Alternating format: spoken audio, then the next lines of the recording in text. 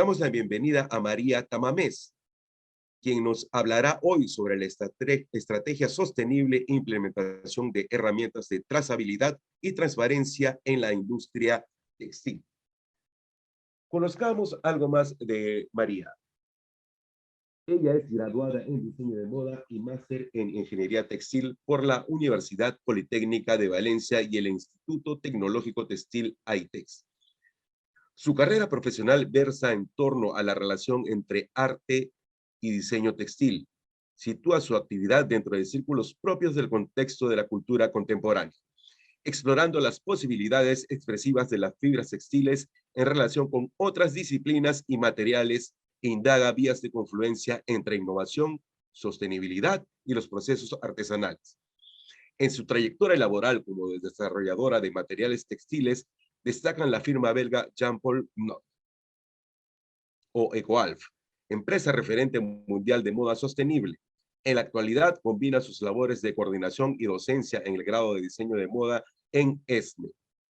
Con la actividad investigadora ha convertido el desarrollo sostenible y la innovación en el centro de su estudio.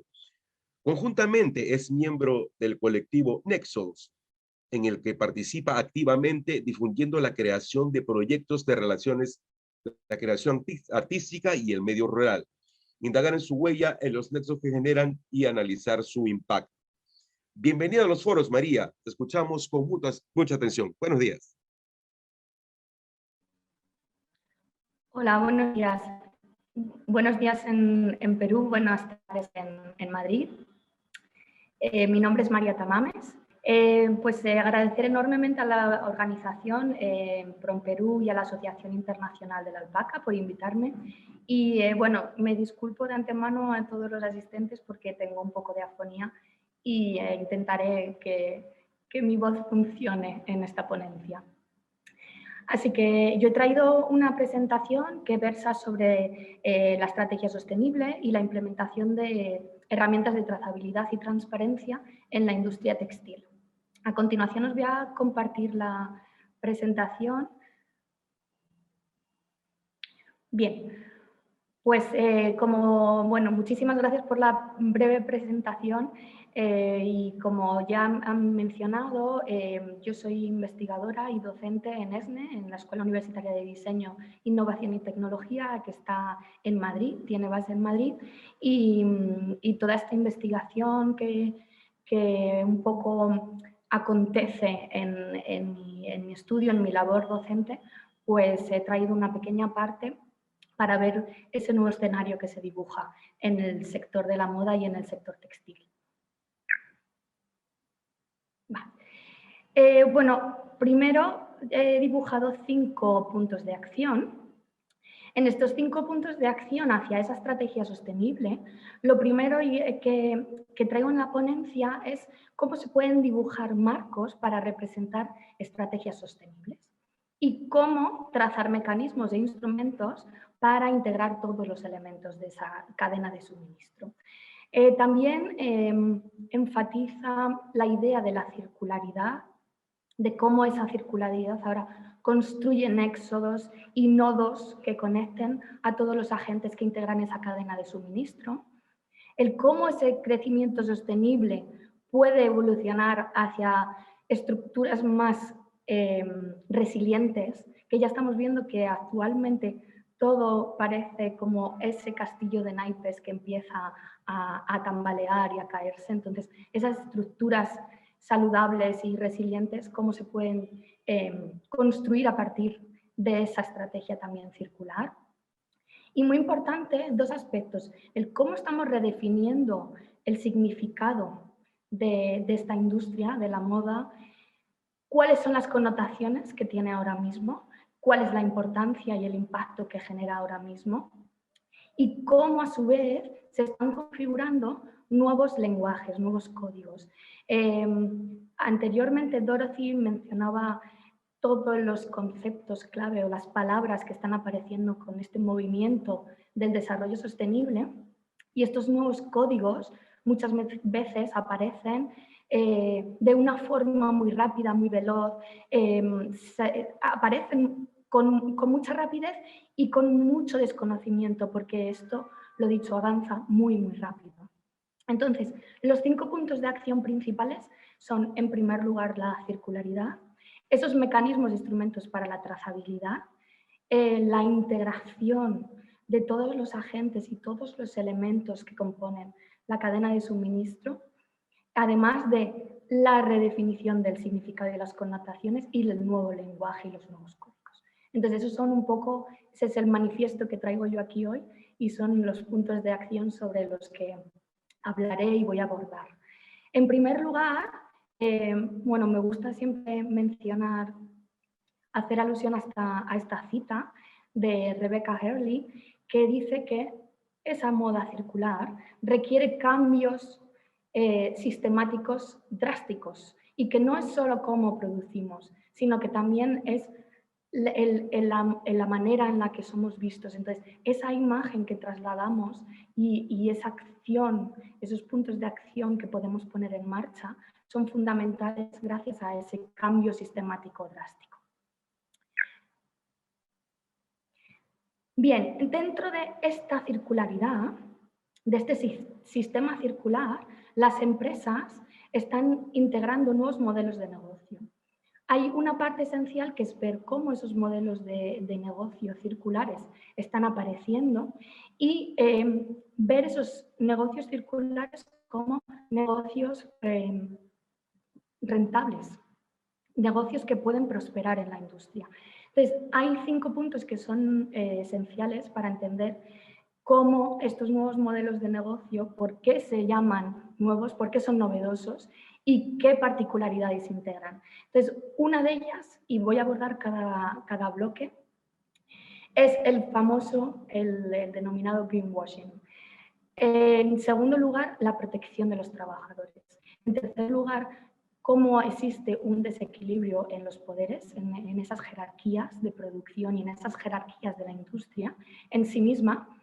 Y luego, en cuarto lugar, cómo garantizar la retención de valor, ese valor dentro de toda la cadena, y las alternativas que surgen, estas alternativas circulares, cómo deben ser accesibles. ¿Por qué de la accesibilidad a estas nuevas alternativas?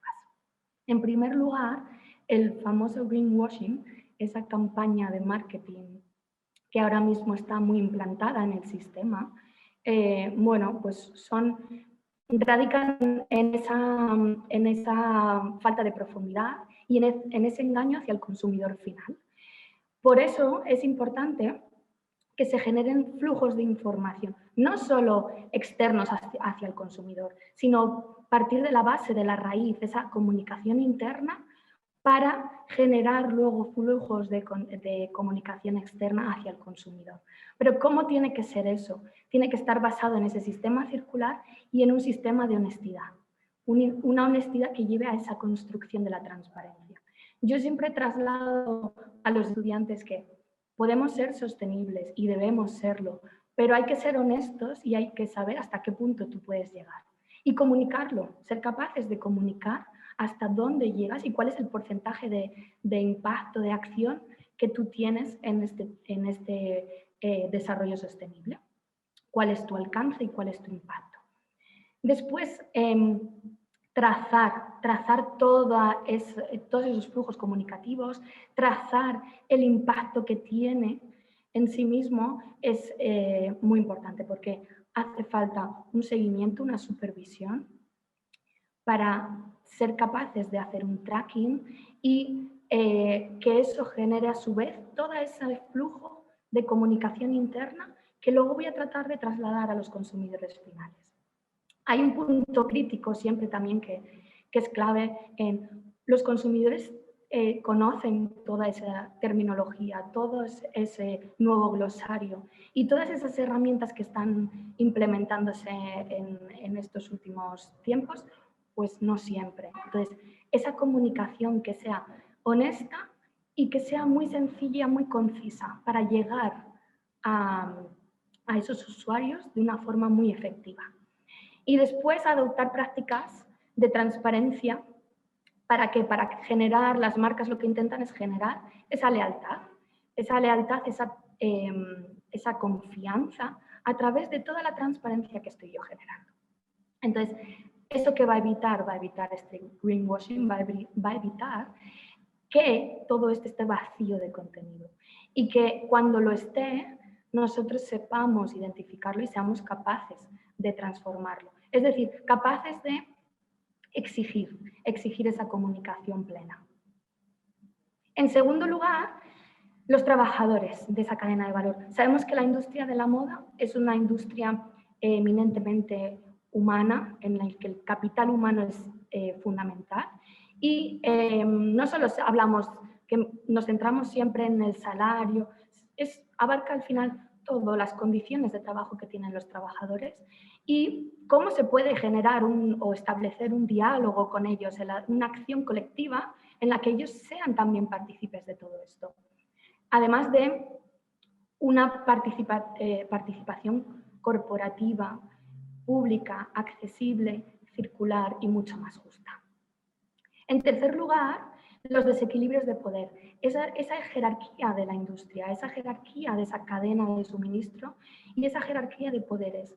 Cómo cada vez más las empresas están dando cuenta que tienen que priorizar esta misión sostenible para quizás no obtener beneficios a corto plazo, pero sí pensando en ese medio-largo plazo. Entonces, pensar en el beneficio a corto plazo, el beneficio meramente económico, ahora mismo no es una prioridad para las empresas.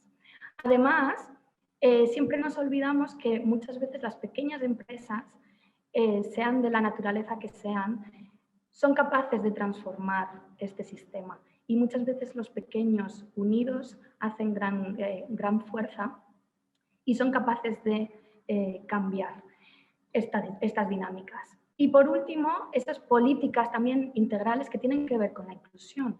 Hablamos en materia de género, hablamos en materia de igualdad, hablamos en materia de justicia, hablamos en materia de raza, de religión, hablamos en todas estas raíces o esos nexos, esos nodos. En cuarto lugar, la retención de valor y cómo esto es importantísimo, el implantar unas economías de diseño que estén fundamentadas ¿en qué? En estrategias circulares de durabilidad y longevidad, en estrategias de reparabilidad, de reciclabilidad y de bajo impacto. Preparar todo el sistema para implementar estas 4 nuevas formas de diseñar, de generar productos.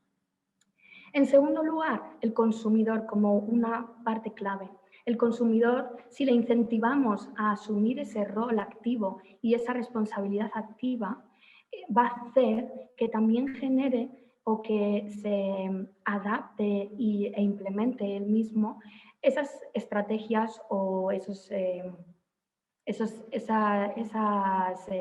herramientas para la durabilidad, para alargar la vida útil de sus productos, para incentivar la reciclabilidad, para hacer mediciones de impacto a nivel usuario, a nivel más casero. Eso es importantísimo, qué rol toma el consumidor y cómo debe ser un consumidor activo y consciente. Y por último, buscar esas oportunidades en lo local, la proximidad, el buscar la identidad, el recuperarla muchas veces, porque ha habido y está habiendo una pérdida de identidad local. Entonces, esa retención en la artesanía estamos viéndolo cada vez más, cómo se pierde ese oficio y cómo tenemos que tratar de recuperarlo, de retenerlo, para conseguir incentivar la identidad de los territorios y la proximidad que sea una herramienta clave. Por último, las herramientas circulares, estas alternativas que surgen, tienen que ser accesibles. Es decir, no podemos considerar un producto sostenible como un producto de lujo. Tenemos que democratizar esta sostenibilidad.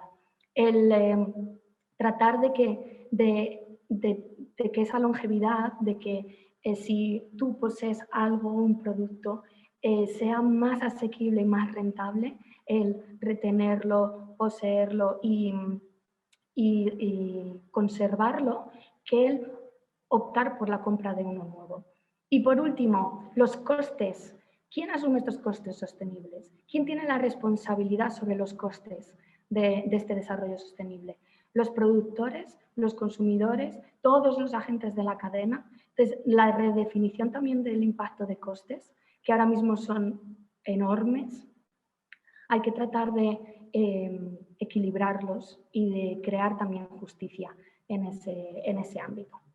Entonces, dibujando un poco estos modelos de negocio, y ya que estamos, en este caso yo estoy en Madrid, os he traído unos ejemplos de marcas españolas que a lo mejor algunas conocéis, pero que sí que representan esta nueva plantación de modelos de negocio circular. He traído algún ejemplo como Adolfo Domínguez, como esa campaña de repite más, necesita menos, incentiva la longevidad de los productos. Y es una campaña en la que ahora están haciendo grandes esfuerzos por implementarla. Y es curioso porque justo está informando e incentivando a que no consumas, sino que tienes que repetir, que conservar esos fondos de armario e intentar generar esa durabilidad, ese alargamiento de la vida útil de los productos.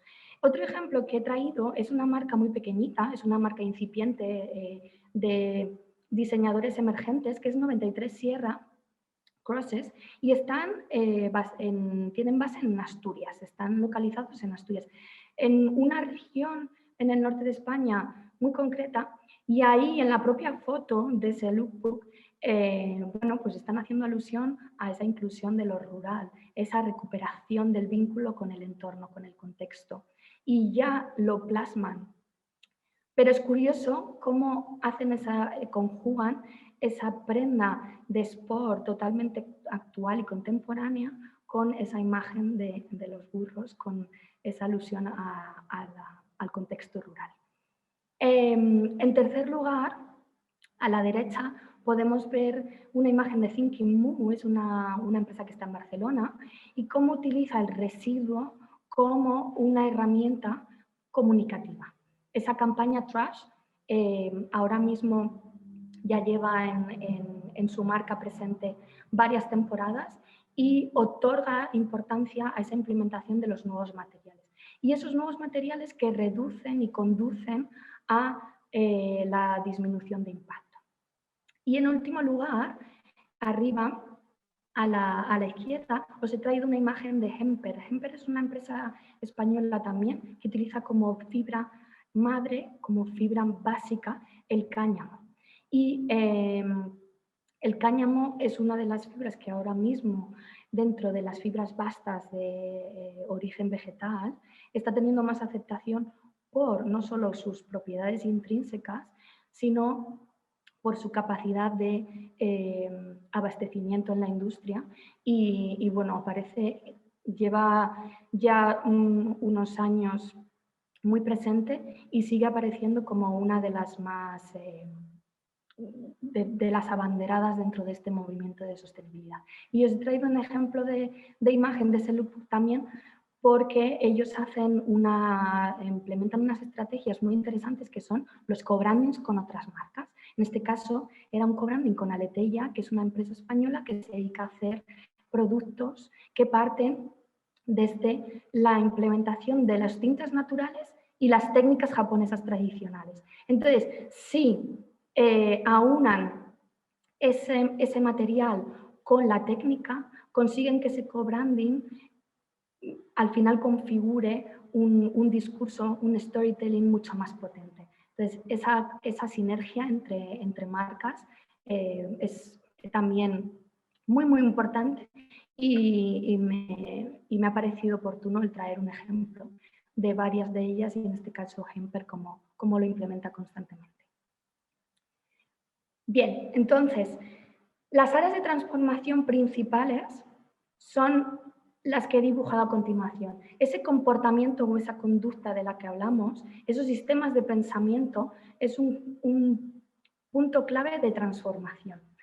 Unido a eso que están los valores, los principios esos principios en los que se sustenta el desarrollo sostenible, ese conjunto de valores debe ser algo, un pilar sobre el que se sustente absolutamente todo. Después los modelos y las prácticas. Sabemos que es un modelo, el modelo actual es un modelo obsoleto, que es un modelo que ha llegado o está llegando a su vida útil final. Entonces, todos esos modelos, esas prácticas ahora mismo, pues deben ser un área de cambio. Y por último, los recursos, tanto materiales como técnicas. ¿Para qué? Con estos 4 bloques abordamos todas esas áreas de cambio, todas esas áreas de transformación que son clave y son esenciales para construir este nuevo paradigma. Con esto se plantean varias preguntas. En relación a las personas y en relación a este cambio en el sistema de pensamiento, yo sí que siempre planteo cuestiones que abordan, por ejemplo, ahora mismo todos los agentes, todos los participantes de este sistema moda, tenemos las habilidades y las destrezas óptimas para poner en práctica todo lo que estamos abordando, porque es enorme. Entonces, queremos llegar a largo plazo a todo ese sistema de prosperidad, pero nosotros ahora mismo tenemos que pensar en las habilidades que poseemos. Entonces, ese es un punto crítico, la conducta y las habilidades que tenemos. La conducta como factor clave para construir una cultura sostenible y las habilidades para tener esas herramientas, esas destrezas para poner en marcha toda esta transformación. Y luego, muy importante, lo que estamos hablando constantemente es de ese diálogo, de esa cooperación y participación activa, el compromiso y la reconexión. Es fundamental y son cuestiones que yo me planteo para, bueno, pues medir un poco si esto es algo cercano o todavía estamos muy lejos de conseguir esa prosperidad a corto, a medio y a largo plazo. Y referente a los sistemas, bueno, pues la primera pregunta yo creo que es clave y es, ¿este desarrollo sostenible, la sostenibilidad, ahora mismo es un instrumento para el embellecimiento? ¿Es un instrumento para construir algo bonito? ¿Es embellecimiento una estrategia de greenwashing? Pues es una gran pregunta. Y la sostenibilidad, lo que debería ser, es un instrumento para florecer, pero no para embellecer. Las estrategias organizativas que existen ahora mismo, modelos de gestión de suministro, son efectivos, están preparados para abordar ese cambio sostenible del sistema. Y luego hablábamos también de qué impacto tienen esas jerarquías de producción en esos intentos de trazabilidad y transparencia. Unido a todo esto, lo que yo me pregunto es, las herramientas que tenemos para la acción o los instrumentos están conectados, porque lo que estamos identificando cada vez más es que toda esa cadena heterogénea está aislada y está inconexa. Entonces, esas herramientas son claves, pero la interconexión entre ellas mismas es fundamental. Bien, en este sentido, esta frase siempre también me gusta mucho porque dice que necesitamos maneras para hacer a la gente florecer. Entonces, debemos construir un sistema para que nosotros mismos podamos florecer, podamos estar conectados y podamos generar esa sinergia integral. Entonces, en este contexto, lo último que abordo es cómo las herramientas de trazabilidad y transparencia es un objetivo claro a alcanzar para conseguir que todos estos modelos de negocio que están apareciendo, tengan instrumentos de cambio. Una de las partes principales de estas herramientas de trazabilidad y transparencia es el objetivo de cómo parametrizamos la información, cómo podemos transmitir y difundir la información de una manera clara y estandarizada. ¿Para qué? Para generar flujos de comunicación eficientes. Otro bloque sería cómo mapear, cómo hacer ese seguimiento y esa evaluación del impacto. Es decir, yo parametrizo la información de una herramienta y hago un seguimiento de esa información para generar sistemas que promuevan la identificación, el seguimiento, la evaluación de todas las prácticas que yo esté llevando a cabo conducentes a esa reducción de impacto. Y en último lugar, una vez que yo tengo identificadas esas herramientas y mapeadas o evaluadas todas las prácticas que yo llevo a cabo, cómo generar modelos trazables, transformativos, regenerativos, sólidos y resilientes para que todo esto tenga un sentido. Entonces, he traído un mapa en el que estas herramientas de trazabilidad, cómo generarían o cómo debería ser esa actividad, ese dinamismo. En primer lugar, ¿qué puedo hacer yo con una herramienta o un instrumento para la trazabilidad? Pues voy a identificar qué tipo de herramienta necesito. Una marca podría identificar qué tipo de herramientas necesita. ¿Para qué? Una vez que identifico esa herramienta, yo puedo generar unos demostradores y puedo simular un conjunto de parámetros. Con esos parámetros, con esos flujos de información que yo tengo, con esos datos cuantitativos y cualitativos, puedo construir modelos operacionales que generen seguimiento, visualización, simulación e integración entre todos ellos. ¿Para qué? Porque necesito medir un impacto, gestionar datos cuantitativos y cualitativos, categorizar y distribuir esos datos. Y ahí puedo generar esas herramientas para medir mi consecución de prácticas. En cuarto lugar, hago un testeo y una evaluación, una validación del rendimiento de esas herramientas, de la capacidad predictiva y productiva de las mismas y una planificación de esos recursos. Y en quinto lugar, tengo una diseminación de resultados. ¿Por qué? Porque yo puedo conseguir analizar y trazar todo eso para divulgarlo. Lo que decía anteriormente de cómo trasladar flujos de información externa. Yo, habiendo trazado todo el sistema, todas las prácticas que yo implemento a través de estos instrumentos, puedo divulgar resultados, puedo construir áreas de mejora y puedo en sí mismo internamente analizar reflexivamente y críticamente esos resultados. Os he traído también un ejemplo de cómo existen en España herramientas que, pues que dibujan este escenario, este nuevo escenario. Dos de las más importantes son Bcom y D-Cycle. Son dos que son plenamente activas ahora mismo y están haciendo todo ese diseño de herramientas e instrumentos y asesorando a las marcas y a las empresas para implementar todo este nuevo lenguaje del que estamos hablando. Entonces, también me apetecía traeros ejemplos reales de empresas reales españolas que están poniendo todo de su mano para que esto sea una realidad. Y por último, me gustaría dibujar ese esquema de estrategia sostenible, porque es muy difícil empezar a diseñar una estrategia sostenible y yo he querido representarla de una forma metafórica a través de un rizoma en el que hay un esquema de estrategia sostenible que aborda cómo podemos profundizar en toda esta identificación de elementos y de herramientas implícitas en cada uno de los bloques de esa estrategia para poder abordarlas poco a poco, para poder alcanzar poco a poco esos porcentajes, esos incrementos de prácticas sostenibles.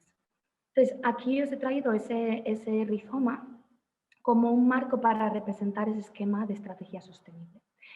Os he traído cinco puntos también clave, que son la protección de recursos y cómo esa protección de recursos, qué herramientas tenemos para hacerlo. La gestión del residuo, la gestión de los ciclos de vida del producto, la medición de impacto, el foco en los recursos que utilizan las empresas es clave. Además de eso, para aunarlo con los recursos, con los materiales de los que disponemos, tenemos herramientas de innovación.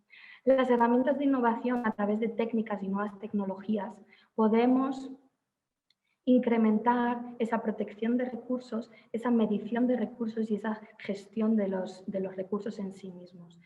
Tenemos la formación, la cultura sostenible como elemento clave.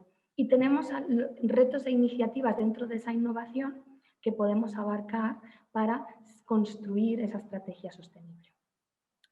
El concepto de comunidad, lo que hablaba de esas sinergias, construir dinamismo entre los diferentes agentes de cambio, cómo convertirnos en prescriptores, cómo generar flujos de trabajo colaborativo, como mencionaba con Hemper, esos co-brandings cooperativos y colaborativos. El concepto de comunidad unido al concepto de proximidad es clave ahora mismo.